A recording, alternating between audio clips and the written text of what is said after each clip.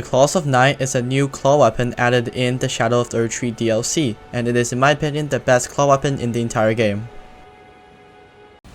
You can get the claws from defeating an invader before you fight Mateer.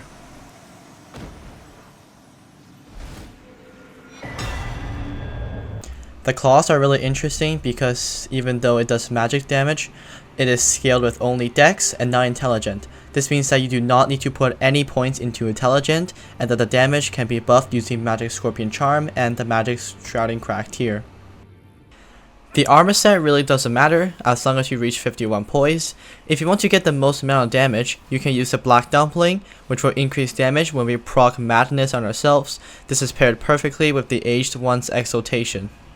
For the armor, gauntlets, and greaves, I'm using the new Rakshasa set from the DLC. Each piece will increase our damage dealt, but will also increase our damage taken. Now moving on to our talismans, I am using the Ron Winged Sword Insignia. This will increase our damage with each successive attack. You can replace this with Millicent's Prosthesis, which will result in less damage. However, it will raise your dexterity by 5, which is overall better if you're someone who is not as high leveled.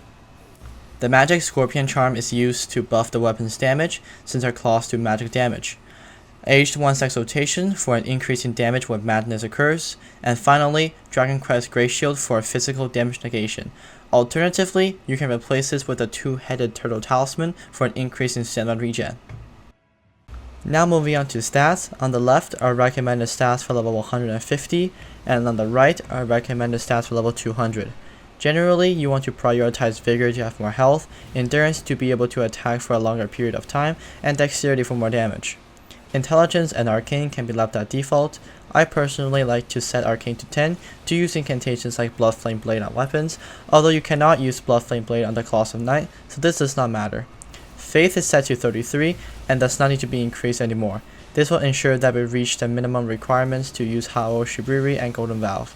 Strength needs to be at least 8 to be able to reach the minimum requirements for the Claws of Night.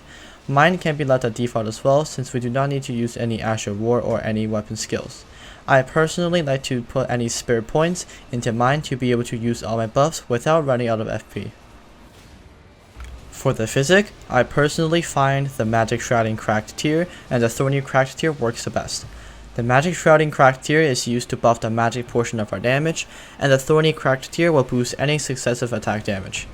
If you're having trouble surviving, you can also replace any one of those with the Opaline Heart tier to boost any damage negation.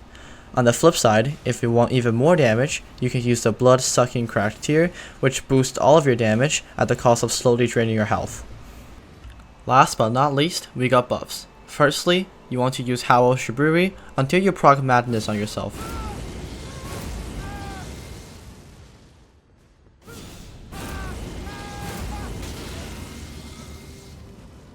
Then, you want to drink your Physick.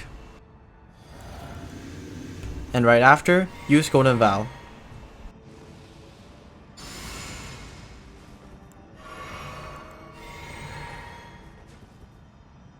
Alright, so that is going to be it for this video. If you enjoyed it, please like the video and subscribe to the channel.